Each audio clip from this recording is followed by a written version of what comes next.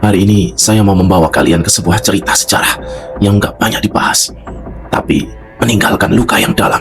Kita akan berbicara tentang keterlibatan Korea Selatan dalam Perang Vietnam. Ini bukan cuma soal perang, tapi soal sisi kelam kemanusiaan yang sering dilupakan. 320.000 tentara di medan perang. Pada tahun 1964, Amerika Serikat terjun ke Perang Vietnam dengan tujuan menghentikan penyebaran komunisme. Tapi mereka nggak sendirian. Korea Selatan yang saat itu jadi sekutu dekat Amerika Serikat mengirim lebih dari 320.000 tentara untuk membantu perang ini.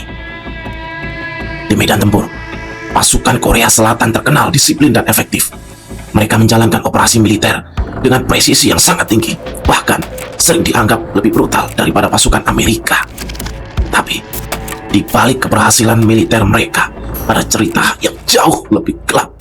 Adalah insiden Pong Ni dan Pong Nhat, salah satu peristiwa yang paling mengerikan terjadi di desa Pong Ni dan Pong Nhat pada Februari 1968. Sobat, kalian tahu apa yang terjadi di sana? Ratusan warga sipil Vietnam, wanita, anak-anak, dan orang tua diban-ban secara brutal oleh pasukan Korea Selatan.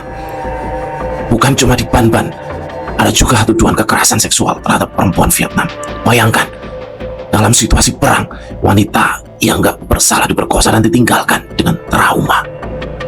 Anak-anak yang lahir dari kekerasan ini disebut Lai Dai Han. Generasi ini tumbuh dengan stigma dan diskriminasi, baik di Vietnam maupun di Korea Selatan. Kenapa ini bisa terjadi? Apa yang membuat pasukan Korea Selatan bertindak sejauh ini? Beberapa ahli mengatakan tekanan perang dan kesulitan membedakan warga sipil dengan gerilyawan Viet Cong jadi alasan utama. Tapi sobat, itu bukan alasan untuk melakukan kekejaman terhadap manusia. Ada juga teori bahwa ini bagian dari strategi hancurkan musuh dengan teror.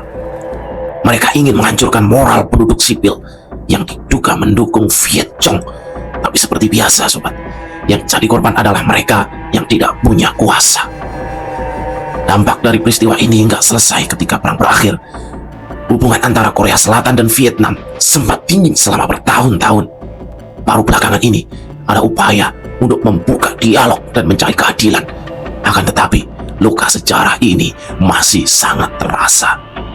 Generasi Lai Dai Han hidup dengan bayang-bayang masa lalu yang kelam.